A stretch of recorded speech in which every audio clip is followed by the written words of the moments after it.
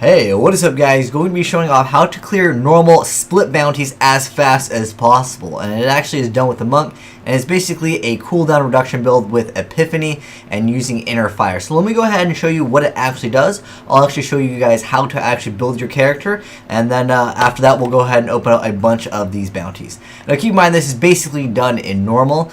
You can actually do it in higher difficulties, although doing them in higher difficulties might just be a little bit slower. Especially because split bounties in Torment 3, it's just much more difficult to do. So let's go ahead and get started. So basically you're able to keep Epiphany up as long as possible, and then what you want to do is just keep on using Tempest Rush, and that'll make it so you can clear areas as fast as possible. Now this is only a normal, and pretty much people do these split bounties only a normal, and so as you can see we're done right there. I mean, I got really lucky on that spawn that the guy that we had to fight was right there. But killing the trash mobs with this build is just absolutely ridiculous. And you can see Epiphany is already ready up to go again. So I have my CDR over here, which is the cooldown reduction. I have it at 58%. Once you get it up to, I believe it's like 60, I think it's 68 is the number that you want it at, and it'll be really good at that point. But let me go ahead and show you actually how to build your monk to actually do this, and then we'll go ahead and open up all these little caches. So first off, for your skills, what you want to do is, you don't really need the primary. I just like to have Tempest Rush on 3 or E. It just makes it much more comfortable for myself just to hold down the E key forever.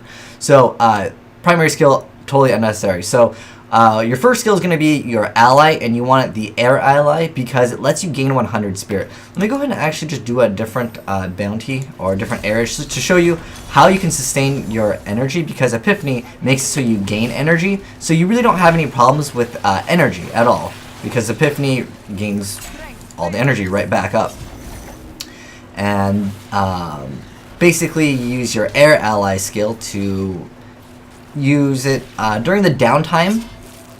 When your Epiphany is not up. Very rarely will you actually need to do that, but it's still there. It still definitely helps, and it's just extra room essentially.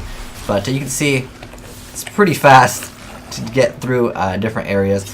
I wish I could do this on Torment 1, but my monk sucks too much. I don't play it often enough. But I'm actually looking to play Demon Hunter. Demon Hunter can actually clear pretty fast as well, but it requires a lot of gear that I don't have. And the reason why I consider this one to be fastest is because, first off, you're going to need pretty much no gear to do this. The gear that you need can be like level 60 gear that you've just rolled, like this over here. You don't need Cinder Coat for this, by the way. I just happen to have it because I actually use it on my my Demon Hunter, and it happens to have all the gems in it. But you can see you can clear areas pretty fast, and you can see I don't have any energy problems, which is one important thing with this build. And it's really easy to maintain your energy. Because of your cooldown reduction, you're able to spam air ally over and over. But you can see it makes it so much easier not having to actually worry about like killing all the trash mob and going back, because Epiphany basically does all that work for you. Now sometimes for elites you'll have to run back once or twice. Just because they happen to have more HP. But if you actually have a real, DPS, because my DPS is awful. I hate when you miss like one thing in the very beginning. That's so annoying. But you can see there's no energy problems, which is really important. Alright, there we go. So we're done with that. Alright, so let's go ahead and go back in town, and then I'll explain the build. I just want to show off that you didn't have any energy problems, because that's kind of important. Alright, so first off for the build, Air Ally, really good. It just lets you regenerate your spirit in the time that you're waiting for Epiphany to recharge. Because you might not be able to get it at what I have right now. You might only be able to get it up at 50. I'd say 50 is really easy to get it to. You just have to roll all your stuff to have a cooldown reduction. Next up, you want Dashing Strike with Quicksilver. What this lets you do is getting up and down different areas that you normally can't access without going all the way around. It just allows you just to get, it's like a little teleport basically. Epiphany, Inner Fire, that's basically what you use to kill everything. And then you have Tempest Rush with Tailwind, and that allows you to move 25% faster. I actually move 90% faster. You'll see right now that it'll show up 70, I don't know what it showed 70 for a second. But anyways, it shows up as 60%, And then you also have Mantra of Conviction with Annihilation, and that gives you an additional 30% movement speed as long as you've killed an enemy that's affected by your mantra. So that basically means 90% movement speed. That's how I'm able to move super, super fast and able to clear out areas really fast. This definitely does help out. It adds a little bit of damage, but if you really have trouble keeping your spirit up, if you want to go Mantra of Healing with Circular Breathing, you can also do that as an option. For passives, we have Exalted Soul. I think this is something that's technically optional, but it definitely does help out. Momentum just increases your DPS. This is definitely optional. This over here, Beacon of Yitar, this is mandatory, and Fleet-Footed is mandatory because all characters that I know of as of right now only have a maximum movement speed of 25. Although Fleet-Footed can actually boost this threshold by 10%, and it's only for the monk. So the monk can actually move a little bit faster than any of the other characters. Demon Hunter technically has a skill or a passive where if you hit an enemy, it makes you move like I don't know, 10-15% faster for like 2 seconds. But for the most part, it's so nice to have the extra 10%. Alright, as far as as far as equipment goes, you don't really need anything other than things that have cooldown reduction. A lot of this stuff is actually just like my Demon Hunter's gear that I just like swapped over. But if you can, I would say go ahead and get stuff that adds to fire damage, because Epiphany is the thing that's actually dealing damage. Or Tempest Rush is basically just used to actually get you to place from point A to point B faster. But Tempest Rush, I mean, if you really don't have anything that adds fire, I mean, go ahead and add physical. It's not going to be bad.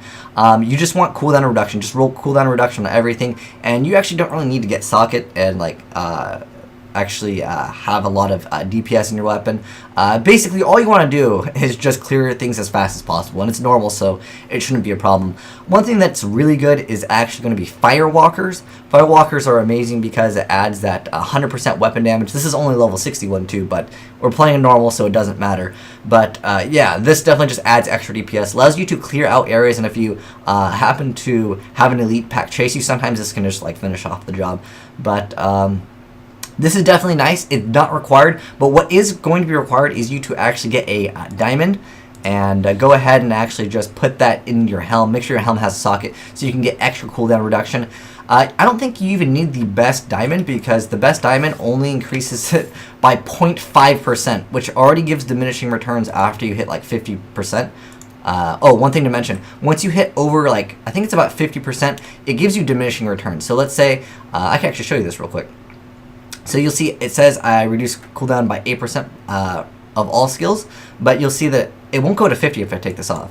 It'll go to 54. See, it gives you diminishing returns, which means it like lowers the amount that it gives you after you reach a certain point. So be aware of that.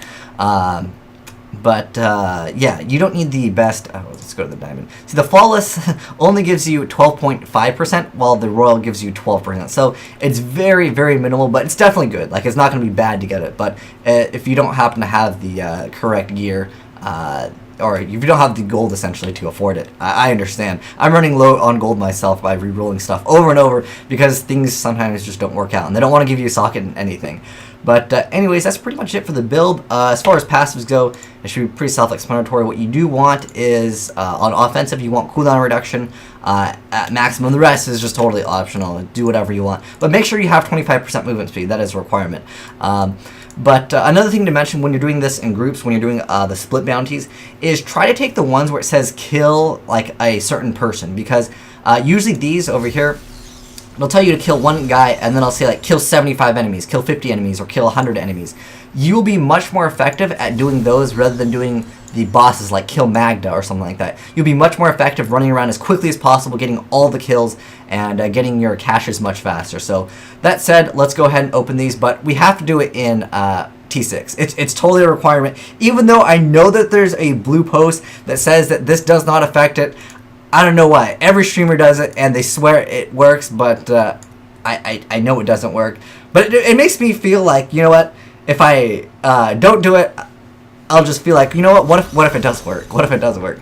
But let's go ahead and go to Act 1. For some reason, I always like to go to Act 1 and do this. But, yeah, let's go ahead and open up all these. These are actually from all the acts. I was just testing how long it took. It takes about 20 minutes on average to complete and get 5 of the caches. But it's kind of dependent on your other teammates as well. But that said, let's go ahead and get started. I want that ring. Oh, there's a ring. There is a ring. There's 2. Can we get 3? Okay, let's pick up the ring. And what did we get? I want the crossbow. Oh wait, what the heck? Did we already pick up both? Okay. Oh, it's double rings. We got it. We got it. But let's see how it rolls, because I'm worried it's going to be bad. Oh my gosh, I can get this to a trifecta. That was stupid. I got super lucky on that. You guys have no idea how stoked I am on this. And it rolled 48 crit damage. Oh my gosh, that's amazing. That's too sexy. I have no idea what the heck this is going to be. Let's go ahead and check it out. And it is a Avarice band. Oh, is this the... Oh, no, okay. So, well, that's actually not a bad roll either. I got lucky. Okay. But, I am so happy with this. I can get this to a trifecta.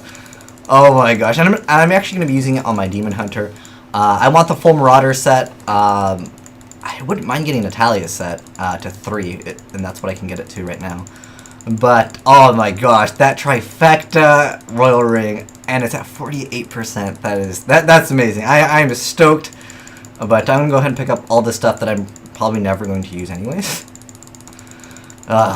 Man, I'm stoked. I've been waiting to get that ring forever, and I actually got it, and it rolls okay. But one thing I want to check real quick is, because I'm gonna roll it, obviously.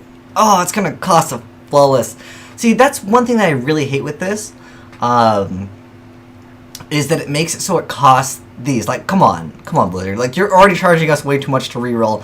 How many things can?